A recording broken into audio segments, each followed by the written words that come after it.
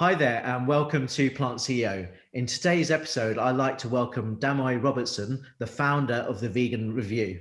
Hi, Damoy. Welcome to the show. Hey, Nan. Thanks for having me. I trust you're well.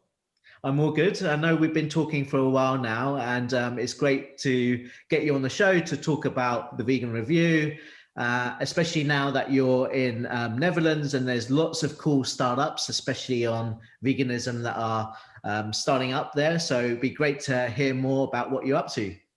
Yeah, definitely. I've been living in the Netherlands now for almost a year, and instantly I was really surprised with just the innovation here, especially when it comes to vegan food startups. There are some amazing restaurants, some great brands, Vegan Junk Food Bar being one of them, which I know everybody loves. But beyond that, there are some cool companies. For example, Backyard is one of my favorite spots in Rotterdam to, relax, eat some good vegan food and do some work. And they have an amazing Oreo cake as well. So there's a lot going on here. Another cool spot as well is a vegan sushi bar in Amsterdam, which is amazing. So yeah, lots going on. Awesome. So let's talk about the Vegan Review. Can you tell us, what it's about, what your mission is, what your plan is going forward? Sure. So the Vegan Review is a platform for vegans and non-vegans alike, where they can learn more about veganism. It's, a no judge space, and it pretty much breaks down all barriers to the conversation of veganism and normalizes the content in the space also. So we've been going now for 8 months, 8/9 months, and we've done really well. We've been growing really well. Lots of people know us in the space. And one of the biggest compliments that, we've been getting is that our content just does just that. So it's the plan to sort of accelerate that and grow that as quickly as possible. Yeah. So tell me about some of the stats that you've experienced since starting. Sure. So very interesting, actually. Launching a publishing platform, sort of in the beginning, you're kind of just publishing content for yourself, really. So, you go on and there might be one person on the website and you're like, oh, this is great. So you look at it, and in your first sort of few weeks, you might have, 10 visitors per day, 20 visitors per day. And that's pretty much what it was at the sort of launch day in February. Sort of around 5-6 months later, we started having content break into the 1,000 views per week per content mark. Per day, we started seeing between 500 to 600 unique visitors per day. And now we're up to the mark of around 1,200 to 1,400 unique visitors per day. Last month, we had a great month. We had 36,000 unique visitors and over 110 unique page views. So we're growing in the right direction for sure. I guess you're also going to probably see a big spike in potentially January, where people obviously coming out of Christmas and New Year's want to look at their diets and maybe try veganism for a month with the help of Veganuary promoting that, obviously. So that's a good time for vegan brands to launch, and I think potentially also for your content to grow. Yeah, exactly. One of the key drivers about the Vegan Review is we're a space where new vegans can learn a lot about veganism. So we've worked with some really cool startups. We're telling people's stories. So, not just the brand, but we're telling stories about why people have launched brands. And especially heading into January, that's where, you will see a lot of not only startups, but you'll see, I think, a lot of traditional companies also try to capitalize on the Veganuary movement. So we're a space where a lot of people come to us and they learn a lot about the brands and the founders behind the brands as well. So we are expecting to see sort of an increase of traffic around that time, and we will be covering a few stories around the topic also. Yeah. And you've also started a new thing where you're doing some content writing too. Can you tell me a little bit about that? Definitely. One of the key factors for businesses is, the amount of people who view their website, and content goes such a long way. It's, why I launched my business in content, and within the space, there's not a lot of businesses who are actually showcasing not only what they do, but their ethics, their background with quality content. So what we've been doing is we've been working with some companies to actually, they outsource their content writing to us, and we've got some great writers, all professional, all been in the writing game for a very long time. So we manage the content for these businesses, and we kind of take that stress away from them to actually help them get their message across and sort of boost in the rankings. Yeah. And is there any sort of articles that you're most proud of? Yeah, definitely. So the article that I'm the most proud of is actually our most read article as well. Okay. And they both sort of, those two reasons do run alongside each other. So the reason why it's my favorite is because it's actually a friend of mine. His name is Toby, and he opened a food stall at the beginning of the pandemic called Plantain Kitchen. And sort of around a few months in, he actually launched a collaboration with this, and he started offering vegan options. So I thought that was really cool because not only is, you know, this young guy launching a food stall at the beginning of a pandemic, but he's also, as a non-vegan, decided to offer vegan options where, you know, he really didn't have to so early on, especially at such a challenging time. So we wrote an article about that. One of our amazing writers, Olivia, wrote that, and it just took off. So to date, that article's been read over 30,000 times. We received a lot of great news about it. You know, a lot of people were telling us how great it is. And Toby actually saw a great uplift in his business as well. So I think an article like that is just the perfect champion for the vegan review, and it shows exactly what we're about. Yeah, awesome. And I think these collaborations are really important. Like I know this has done really well, right? They just won, I think, a Grosser award. And also they're very non-preachy in their approach. So you want to appeal to the non-vegans, because that's the ones that we need to increase the dietary change for all the things around animal welfare and climate change. And so, yeah, I think collaborations, especially within food, is vital. Exactly. I agree with you. And a big part of the sort of ethos and the messaging that we focus on as well is to not be preachy.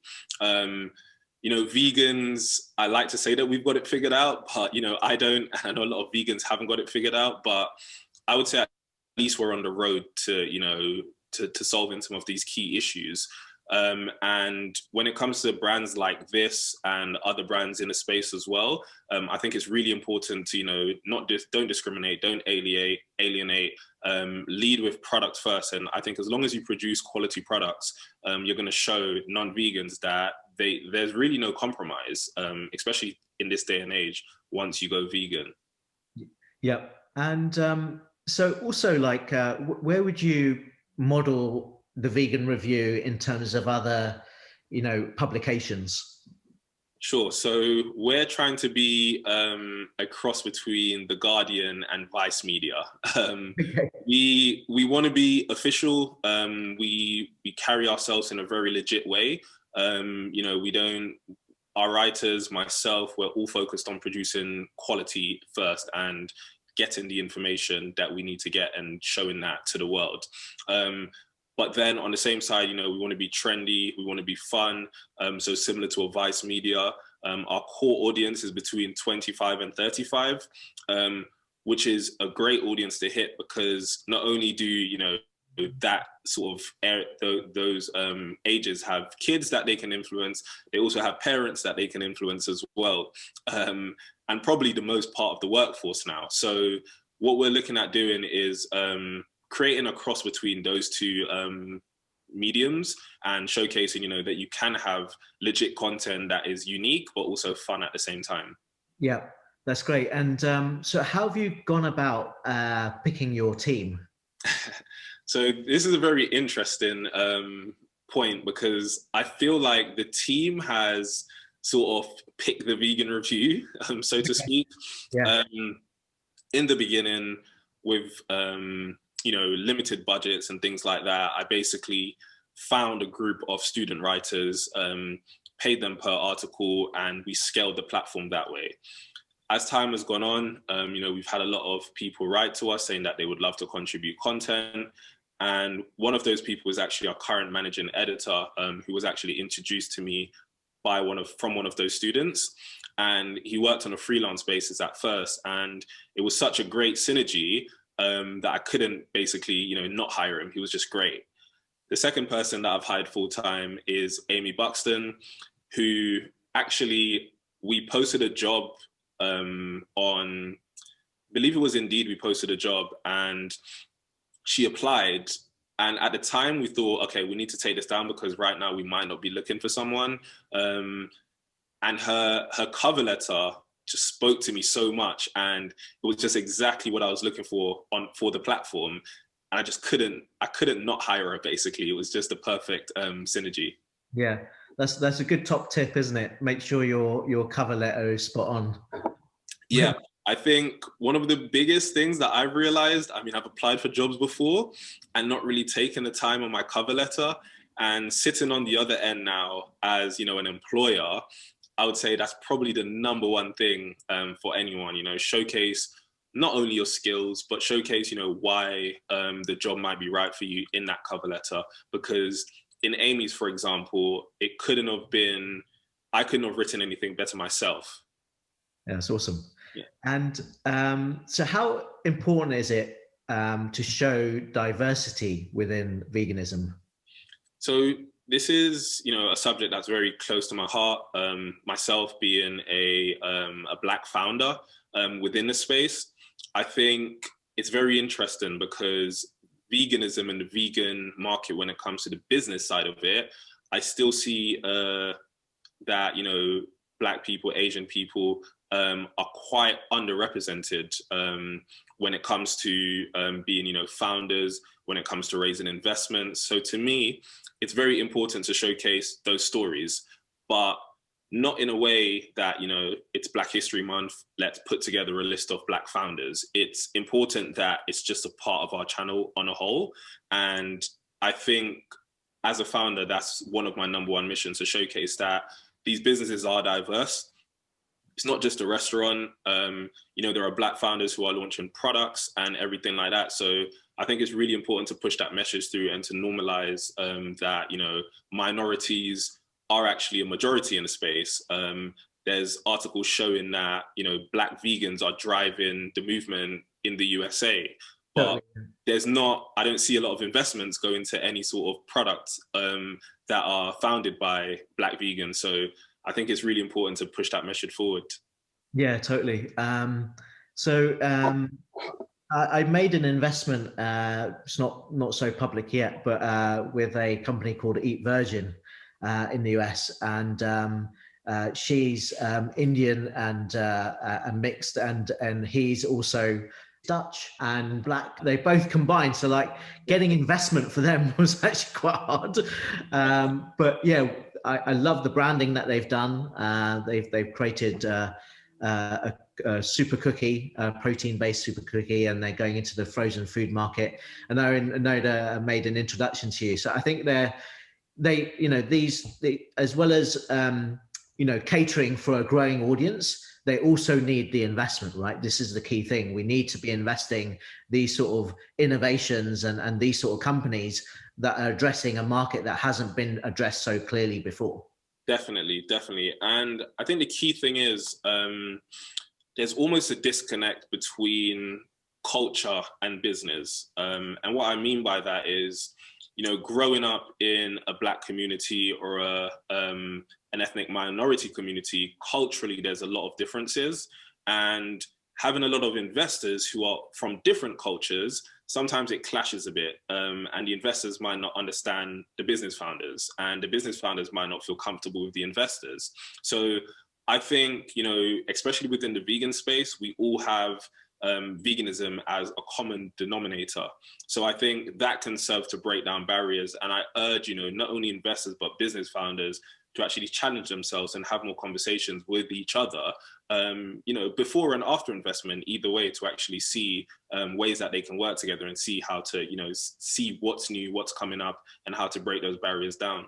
Yep. So let's talk a little bit. Take me back and give me the story of your background. Sure. So I was born in Jamaica. I grew up there until I was about 10 years old. At that point, I moved to the UK to live with my mum. Grew up playing basketball all of my life. Would be the only thing that I pretty much did from the age of sort of 12 to 25, I would say. Yeah. Going through that journey, with basketball in the UK, it's not well funded. So you have to jump around a lot, and you have to sort of go where the money is. So, you know, when it came to universities, I received a scholarship to play in Northumbria. So I received my degree in Newcastle, played for teams all over the country. And it got to the point where at the age of 25, I had to make sort of a key decision, you know, to see where my life was really heading. Is it business? Is it basketball? Financially, also for my family growing up, how can I support them and stuff like that? So at that point, I decided to stop playing basketball, and I applied for a job at a large corporate and actually started working for Coca-Cola. So I worked there for a year and quickly realized that it wasn't for me. Not only because things are very slow in a large organization, but you are just a number. And I didn't feel, you know, any desire to get out of bed to make money for an organization that really, you know, didn't really care about me. So I decided to make a switch, and I actually started working for a startup in the big data area called Realize. And quickly it became evident to me that, you know, startups need a lot of work. And with my background, I think basketball provided a lot of problem solving skills, and I actually started advising startups on the side. About 3 months in, I had enough clients to actually launch my own business. So I launched my marketing agency on the back of that. And I ran my marketing agency for 4.5 years before launching the Vegan Review. Yeah. And do you still play basketball today? No, not recreationally sometimes, but not very often. Yeah. I wish I could play more. And it's something that I did want to get back to, and then the pandemic hit. Yeah, I know we have a common friend who used to play with you, and yeah, used to enjoy those times. So yeah, yeah. It was, you know, that was probably, I say, you know, one of the best experiences of my life, and it taught me more than anything. You know, a lot of discipline, a lot of hard work. So there's I don't know if you saw the Last Dance, you know, the one about Michael Jordan, but I was just thinking that there is basketball players that are vegan, like John Sully, for example, who's also played for the Chicago Bulls. And I think that's quite important that we get, you know, athletes being represented to showcase veganism. Definitely. There are a few current athletes who are also in the NBA who are vegan. I know Kyrie Irving and DeAndre Jordan, who are actually brand ambassadors for Beyond Meat as well. Yeah. So I've seen them plastered over their websites. Yeah. But for me, it's very cool because amongst my friends, when you speak about veganism, you know, the first thing is, first of all, you know, where's your protein coming from? Are you going to have enough energy? And it's also something that I was very guilty of. I have a friend who's a professional basketball player in the UK, and 3 years ago or so, he went vegan. Right. And this was before I actually started diving into veganism. And I remember after every bad game, I would say, hey, it's because you're vegan. So, you know, this is something that I was guilty of, but it was more so to make fun and, you know, a very uneducated comment. But I had to go back to him and apologize once I turned vegan. Oh wow! Yeah. Show him how wrong I was. You know, it's something that, you know, people don't think about. And I remember at one point he got injured, and his coach said to him, you know, you need to go back to your diet because this is the reason why. And that just goes to show the lack of information that's out there, but also how people, me being one of them, just is so misinformed about it. Yeah, and there is obviously there's more and more stuff coming out. Like Game Changers obviously highlighted the American football team in the US, the Tennessee Titans, I think it was, where practically most of them are vegan now, and they saw the differences, especially to do with recovery time. Did you see any differences? I'm not sure if you were playing sort of professionally kind of then when you're doing the university days, but did you see any differences to your own health from switching? Yeah. My vegan journey started around 2.5 years ago when I took a trip to Thailand. Okay. And after launching my business, working from home a lot, I needed midday naps religiously. So I used to block out 12 to 1 to take a nap. And I went to Thailand for around a month and a half, and that completely went away. And when I got back, it was back instantly. And I realized that the biggest thing, apart from obviously the weather, was my diet. The Thai diet, you can have, there's a lot of fruits, a lot of fresh foods, and actually it's not very meat heavy. So at that point, I cut out red meat, and then I started seeing a difference straight away. The key thing that I was really waiting on was to see if there would be a big difference with my training. So recently I've gotten back into the gym, and I can say wholeheartedly that there is a massive difference when it comes to how you feel, the way you recover. And I know a lot of people say that, but I would really encourage people to just try it for themselves, because I can go 5 days training straight at the same intensity that I did before, even being older, and it just feels completely different. I recover a lot quicker. I don't feel as heavy. I don't feel as tied down. So I'll definitely encourage people to try it out, but there is a huge difference. Yeah, that's awesome. So also thinking back to Jamaica, within the culture, a lot of people are vegan, especially the Rastafarian community. It'll be great if you can give some insights on that. Sure. So a key thing I go to Jamaica every year, and there's never a struggle for food. There are some great restaurants, and they're all ran by Rastafarians because they have always adapted a diet which is known as Ital, but only sort of eating food that's grown and eating organic, and even going beyond that to say, not using a lot of salt and season and things like that.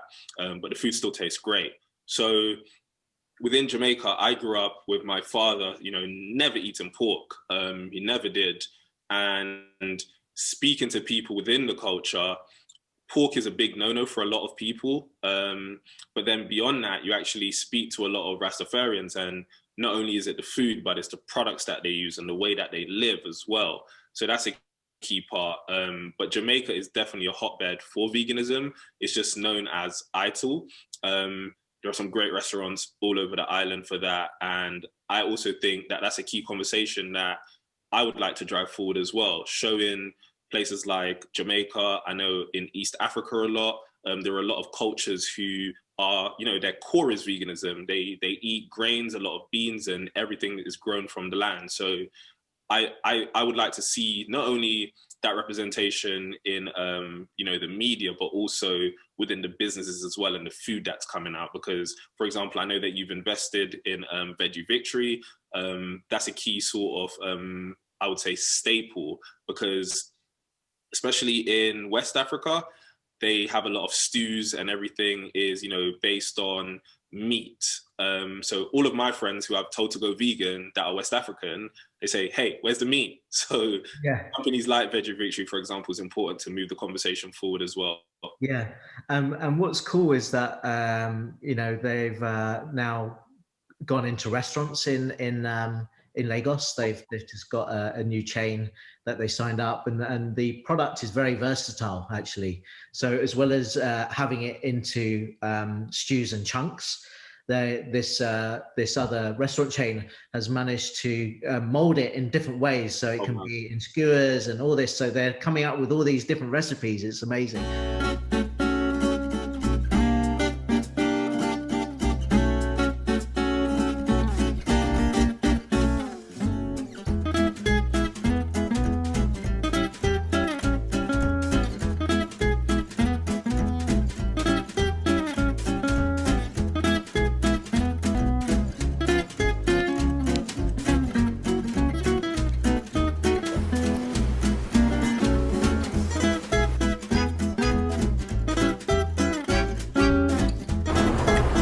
tastes like offals, like shaki. But it's giving me the beef taste. It could be pork, it could be beef. Between snails, there's the way snails they're kind of soft. I think, is it chicken?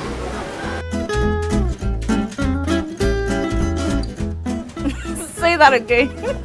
Oh, you're kidding me. I can't believe this.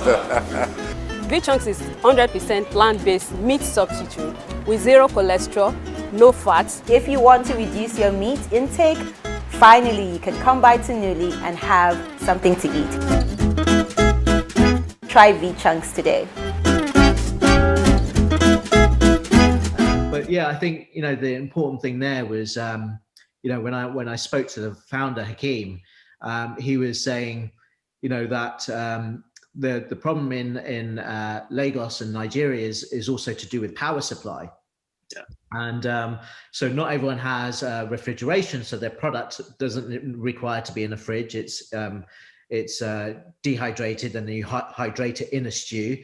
But the bigger thing that kind of, I think what really sold me on the direction that he was taking the company was when he was talking about the electricity supply. And when the electricity supply and big power stations come to Nigeria and Lagos, they'll start to see more animal farming coming. So there's a direct correlation. And when that happens, then we'll have other impacts, obviously, around sustainability, around waste. We'll start to spoil the land. Yeah. So his mission is trying to stop that happening, try and leapfrog and not do what the Western society has done with animal agriculture, basically. Yeah. And so that for me, that was for the other investors who came on afterwards, their reasoning was different. Yeah. I think the big one was also with, you know, by 2050, the population is going to be like the third biggest. So it's like that was a, you know, market trend, I would say. But I know that you're going to be helping with us as well on Veggie Victory. So I think that's it's a case in point, isn't it? It's like just going back to, I think Jamaica and, you know, Rastafarians and even Bob Marley used to even say that he didn't eat anything that could get up and move. So like, you know, that culture's ingrained, and we obviously have in London, there's a lot of restaurants here. So it's a really important point. And I think before when we spoke, you were taking me back, the actual reason that you wanted to convert to veganism was also the spiritual side. It'd be great if you can talk about that a little bit. Definitely. One of the points, so exactly what you just mentioned, and it ties in with everything. My girlfriend and I visited a restaurant in Ocho Rios last year, and there was a huge sign on the door that says, "You can't eat anything that's dead to feel alive." And that ties in with, you know, why I went vegan in the first place, because my favorite book of all time is it's called The Alchemist. Yeah. And it's all about energy. It's all about what you put out into the universe. It's all about your good omens coming back to you. And the more I started reading books like that and books focused around energy, I thought, if I'm putting out good energy into the universe, but putting negative energy into my body, how does that work? That means if I'm putting out that positive energy to get positive things back, then I'm not going to be getting anything good back from myself, because I'm putting negative energy into my body. After reading, you know, that no animal wants to die to be food, essentially. Animals are a lot smarter than a lot of people think. So that sense of fear is really, you know, dense, I believe, in slaughterhouses. And thinking about an animal that will get slaughtered, what must be going through their minds, what they must be feeling, and then thinking this is going to end up on my plate. It didn't really sit well with me. And I thought to myself, that energy is now going to become my energy. I went through phases in life where I felt really angry, phases where I felt really anxious, phases where I felt really nervous. And I really started to pin that down to what I was eating. So after making that transition, I then could focus my mind on catching up with my body, because I felt like my body was then in the right place. Yeah, that's awesome. Yeah, I completely believe in all that too. Like, yeah, it's just a lot of negative energy, and it basically forms part of you. Yeah. Like my dad actually always used to say, "Your stomach isn't a graveyard for dead animals," and it's quite a good saying actually. Yeah. So yeah, it just yeah, I think it's also like, you know, if animals could talk in a slaughterhouse, and there's a reason why slaughterhouses don't have glass windows, because people don't want to see what's going on. But yeah, it'll be interesting what they would say. And I think animals to a certain degree are even more connected to the earth more than humans are. So, you know, they are very much part of our universe, and, you know, in a way we're all very connected to them. So, you know, the energy is completely, your point that you raised there is Definitely. really strong. Definitely. And I also think there's a disconnect with a lot of people when it comes to the food that they see in, for example, a supermarket, and animals actually. It was something I saw recently in the UK, that there was I believe it was a cow escaping, or something was escaping from a slaughterhouse, and they shot it, and people were outraged, so outraged. And it's insane to me because this cow was going to be killed, but you're not outraged about that, but you're outraged that it was trying to escape and then it was shot. So I think one of the key people that I listen to on social media is someone called Earthlyn Ed, and he's very good at translating that message, you know, showing people how their everyday actions contradict a lot of their the reasons that they're actually appalled at certain things. If somebody just goes out and shoots a dog, for example, or kills a dog for no reason, or people say, you know, in the Far East, which a lot of it is, you know, misinformed and probably also represented in the wrong way, that, you know, people eat dogs there. To me, there's no difference. What makes the fact that we think dogs are domesticated, and we're outraged that people are eating dogs, it's the same thing. Why can't we have pigs and cows as our pets, and we should be outraged that we're eating them too? So I think it's the same. Yeah. And there is this, like you say, there is this disconnect between, you know, in general, I don't think people want to harm animals. Most public don't. And I think there is this disconnect because of the way they see animals as pets to what is landing up on their plate and how it got there. And people actually don't want to know so much, but I'm hoping that's going to change, and I hope it's going to change in a good way, especially with the sort of innovations that we're seeing today with the companies that are being formed, how animal agriculture will start to change to be more plant-based or using cell ag to do it. Yes. And all these things, I think, especially with the younger generations, Generation Zs, the millennials, who are, you know, the target audience to make this change, like you say, for your audience, who can influence their children, but also their parents. And I think that's really vital. Definitely. It's a super important area. It's a super important point. And I think when we start to normalize these conversations, and I think veganism should not be placed in a bubble. I don't really walk around saying, you know, I'm vegan, because to me it's very normal. I don't think people walk around saying, hey, I eat meat. I don't think that's, you know, a part of anyone's first conversation with anyone. But when it does come up, you know, what would you like to eat? Or, for example, I had a friend that I met recently in my building. It's like, oh, let's go out for a drink, or let's grab lunch. Say, okay, cool. Yeah, we can go to this restaurant. Say, oh, I've never heard of it. Yeah, it's a vegan restaurant. The food's really good.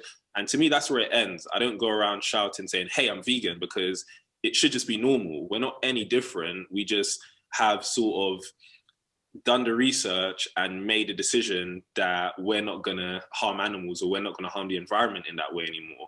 And I think the more normal it becomes, the more people that will start to adapt that. Yeah, that's awesome. And thinking about your girlfriend, she also runs, she's an entrepreneur, and she started a company called iHeartPizza. Great to tell us more about that. Sure. So my girlfriend, her name is Jaimie.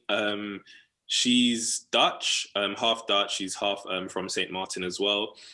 When we met, she was in the process of launching her business called iHeartPizza, as you said, which is the first Dutch vegan frozen pizza brand, which, you know, is a great staple. So she's basically found all these great ingredients, and she's big on cooking. She loves cooking, and put it together in 3 different pizza flavors. And her aim is to also improve the accessibility of, you know, plant-based foods by recreating one of people's probably favorite foods on the planet, which is pizza. So she's got 3 flavors: spicy veggie, pizza di mama, which is made up of spinach and blue cheese, and also a classic margarita that she's been working on. And earlier on this year, we launched a direct-to-consumer campaign, which went really, really well. We sold over 2,000 pizzas in the first week. And yeah, it's just been great watching that brand grow. Yeah, awesome. And the blue cheese, is that Violife's, or is it a different brand that you're using for that one? Yeah, so it's also Violife as well. Okay. She's got a really good relationship with the guys over there, and she's done a really good job of blending some really interesting flavors, and that's actually my favorite. That's my favorite pizza that she's got. Yeah, and generally you're using a lot of natural ingredients, and it's healthier than the traditional forms of pizza. Yeah, definitely. One of the things that she lives by is, you know, when you look at other brands, even some plant-based brands also, the ingredients list is very, very long. But when you look at iHeartPizza, it's a very short ingredients list. It's very straightforward. She just formulated those flavors in a way that it just tastes great without the sort of additives. Yeah. And how's I know you've been speaking to retailers. How is the market for vegan products in the Netherlands? So the Netherlands is amazing. I didn't expect that a country, you know, like the Netherlands, being relatively small, would be so big when it comes to veganism. Now in sort of the 2 major supermarkets here, Albert Heijn and Jumbo, she's in talks with both of those companies to get stocked. There are, you know, lots of vegan products in sort of vegan alt meats. The alt milk aisle is huge, absolutely huge. We've got everything there. And an area that's growing is their frozen section. However, both brands are both supermarkets are light in the frozen pizza section. Albert Heijn right now don't have any frozen pizzas, and Jumbo, I believe, are stocking 1 or 2. Yeah. So yeah, that's awesome. I'm glad she's doing that, and you know, obviously it's a huge demand. Obviously, pizzas, right? The amount of pizzas that get consumed, so it's a good area to be tackling. So you're also like thinking of other things, and one of the things that you're launching is a new brand around alternative leather products. So can you tell us about that? Sure. One of the main issues, I believe, when it comes to veganism, so it always starts with the food, and then you start to look at other things. So for example, someone like me, I love trainers, huge sneakerhead. And the key issue for me is when I look at the vegan trainer brands, some of them don't fit what I would wear. You know, to me, what's trendy and to me what fits well with the clothes that I like to wear is really it's a huge clash. Now there are some great brands. I found some, you know, Humans Are Vain is one of them, which I've ordered recently. They're absolutely amazing. Flamingo's Life is another one. And also you have the traditionals like the Nike and the Adidas also creating alternative products as well. So with the brand that I'm launching called Hukua, it's all about creating simple swaps that we really don't need to be leather. So for example, my wallet, this is made out of cactus. So this is one, and also my watch band for my Apple Watch is also made out of cactus. So it's all about increasing the accessibility to these products so that people see that really there's no difference. There's no difference with the quality. There's no difference with the finish. It can still look amazing, but an animal doesn't need to be harmed for you to enjoy fashion.